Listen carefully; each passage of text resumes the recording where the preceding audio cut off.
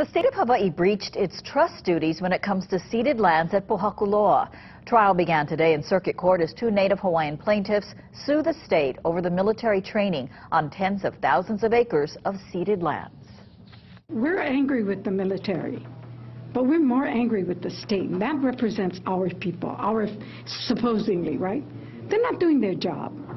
We're doing our job.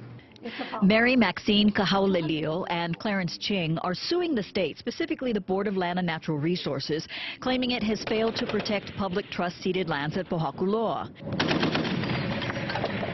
The United States military has a 65-year lease to conduct training exercises on nearly 23,000 acres of Pohakuloa on the Big Island in exchange for $1. And now the state is talking with the military about extending the lease, which doesn't expire until 2029.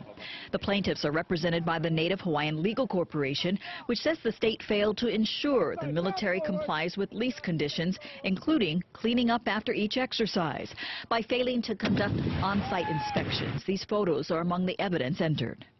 You recommended a new lease to the U.S. Army. That's correct. Even though DLNR had not inspected Pohakuloa for at least 15 years. That's correct. In terms of the rights we possess under the lease, the state has no enforcement rights whatsoever under the lease.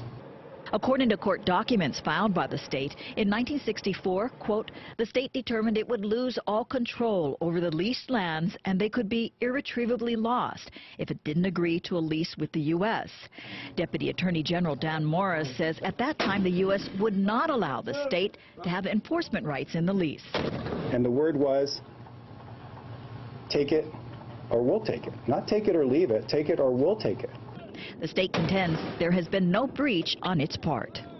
And if we're barred from negotiating for any new lease, then the military, you'll see evidence that they're just going to take it with no control whatsoever by the state. Our one point of leverage is the potential of a new lease. Now, the state points out that the U.S. government is issuing a contract to clean up one area of Pohakuloa, that's the Buzuka Range. The Native Hawaiian Legal Corporation says that came about only after this suit was filed. The non-jury trial continues tomorrow before Judge Gary Chang.